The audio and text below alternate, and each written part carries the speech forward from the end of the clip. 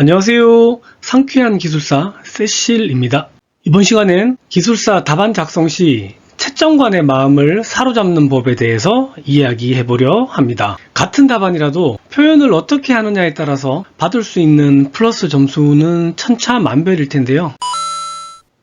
평범함을 상회해서 채점관의 마음을 움직여 플러스 알파 점수를 받아서 합격할 수가 있는 반면에 평범함을 넘지 못해 채점관의 마음을 움직이지 못하여 플러스 제로나 마이너스 점수를 받을 수도 있는 거죠. 따라서 이번 시간엔 채점관의 마음을 조금이라도 움직여서 50점대 답안을 60점 합격 답안으로 업그레이드 시킬 수 있는 몇 가지 방법에 대해 알아보겠습니다. 큰 도움이 되실 거니 영상 끝까지 시청해주세요. 자, 그럼 시작하겠습니다.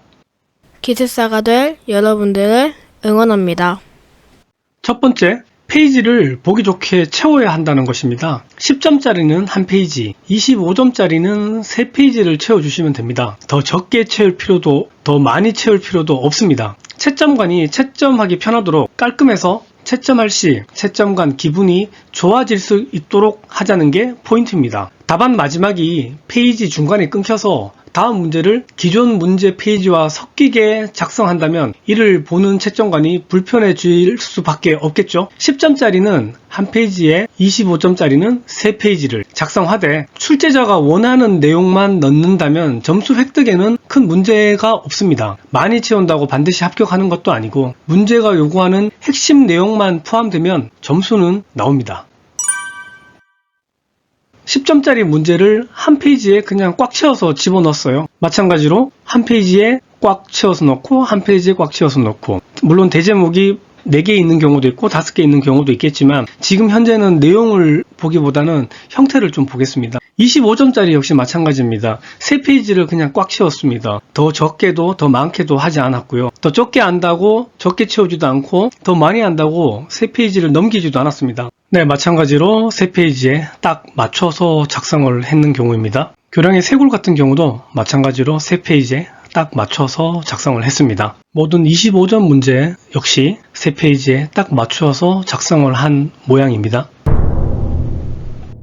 두 번째, 그림, 표, 플로차트, 그래프의 중요성은 지난 시간에 이미 강조해 드렸었죠. 관련 내용은 화면 우측 상단 카드에 삽입해 놓겠습니다. 표와 더불어 배치 역시 정말 중요하다고 말씀드릴 수 있겠습니다. 일렬로 동일 라인으로 재미없게 배치하기보다는 지그재그 형태로 왔다 갔다 하는 다이나믹한 배치가 채점관의 눈에 훨씬 잘 띌 수 있겠죠. 내용 또한 더 알찬 느낌을 보여줄 수 있기 때문이죠.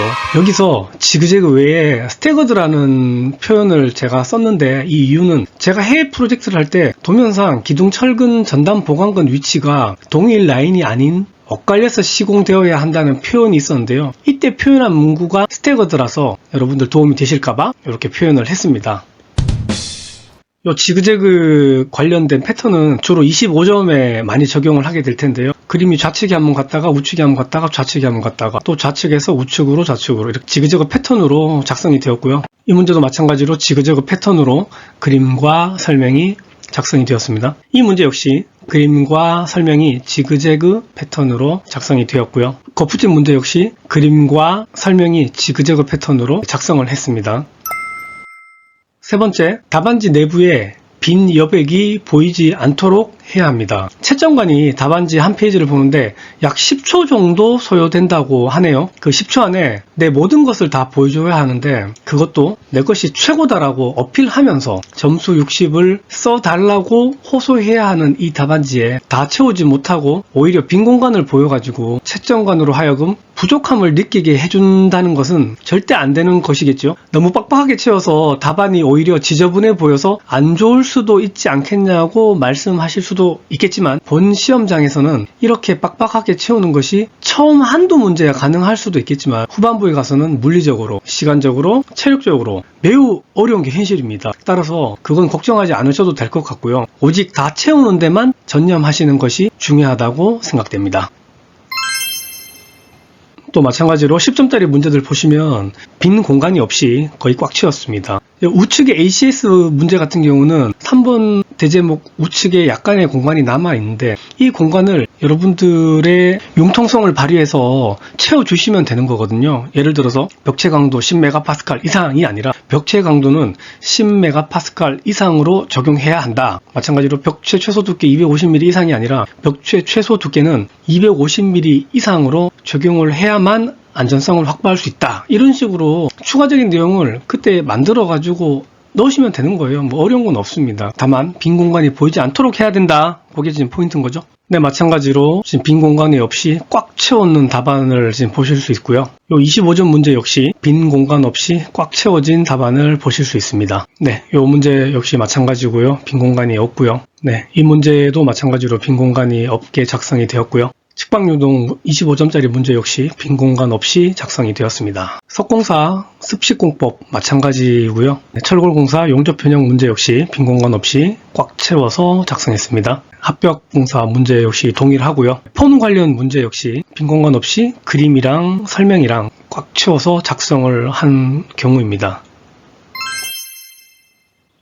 네 번째는 답 그리고 끝에 대한 저의 개인적인 주관에 대해서 좀 말씀드릴게요. 궁금해하시는 분들은 많으나 확실하게 답을 드리는 채널이 좀 드문 것 같아서고요. 절대적인 답은 아니니까 제 주관적인 생각이기에 참고만 해주시면 좋을 것 같습니다.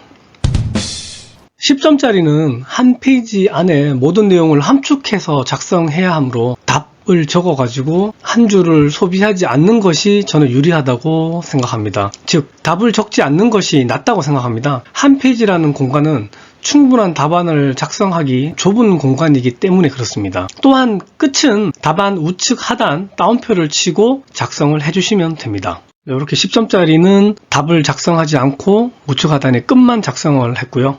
마찬가지로 10점짜리는 답 작성하지 않고 우측 하단에 끝만 작성을 한 모습입니다. 25점짜리의 경우 10점짜리와 동일하게 답을 쓰지 않는 것을 우선은 추천드립니다. 내 생각을 가득 채우는 게 무엇보다 가장 좋기 때문이죠. 하지만 문제가 좀 생소하거나 답안을 다 채울 자신이 없다거나 시간이 부족해서 답안 작성량을 조금이라도 줄이고 싶은 경우에는 답을 작성하는 것도 괜찮다고 생각합니다. 반드시가 아니라 차선의 의미인 것이지요. 위치는 문제와 답안 사이에 써주시면 됩니다. 즉, 세 번째 줄에 써주시면 됩니다. 25점짜리 문제의 경우 끝을 쓸 때는 마지막 3페이지를 모두 다 채운 경우 또는 끝에서 두 줄 또는 한 줄이 모자라게 채운 경우에는 우측 하단에 정상적으로 끝을 작성하시면 됩니다. 그리고 다음 문제를 해당 페이지가 아닌 다음 페이지에서 새로 작성 출발하시면 됩니다. 그런데 만약 답안 작성이 끝에서 3줄 이상 띄어지게 된다면 다음 페이지에서 새로 출발하는 것이 좀 애매하게 되겠죠. 그러니 최대한 답안 마지막이 그 답안지 최하단에서 두 줄 내가 될 수 있도록 작성해 주시는 것이 상당히 유리합니다. 다섯 번째, 실제 시험장에서 답안지를 받으시면 맨 앞 페이지에 답안지 작성 시 유의사항이라는 설명을 보실 수 있는데요. 이걸 한번 살펴볼게요.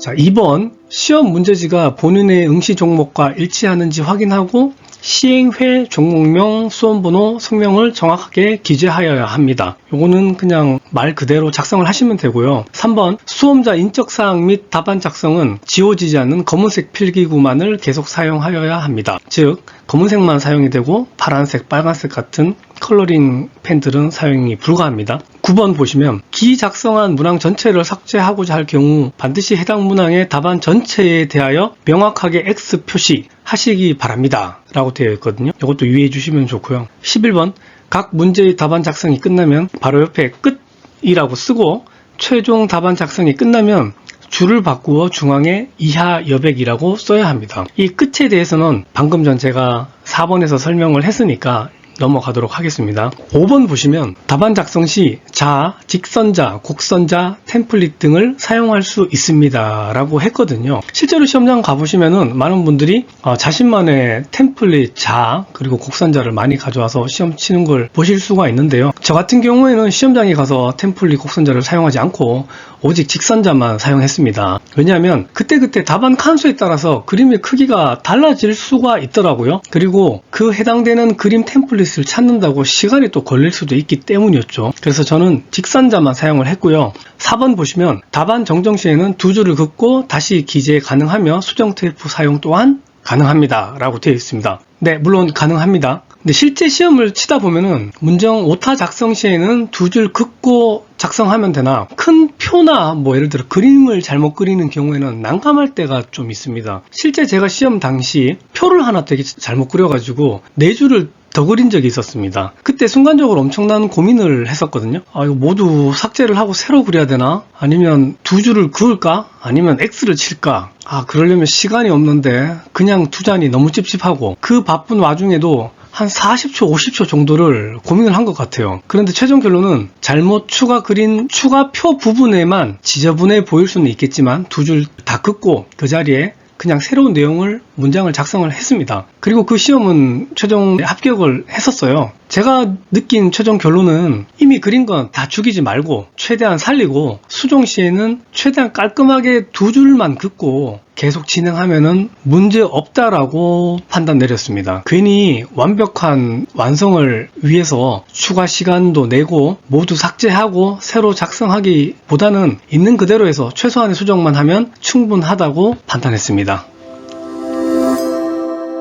이번 시간 내용 정리해 보겠습니다. 채점관을 아군으로 만들기 위해서는 10점은 한 페이지, 25점은 3페이지에 맞추어 작성하여 채점관이 보기 편한 여건을 만들어 줘야 하고, 그림, 표, 플로우차트, 그래프는 지그재그로 엇갈리게 작성해서 역동성을 어필해야 하며, 답안지 내에 빈 공간을 최소화하여 꽉 차고 알찬 답안임을 자신있게 어필하자.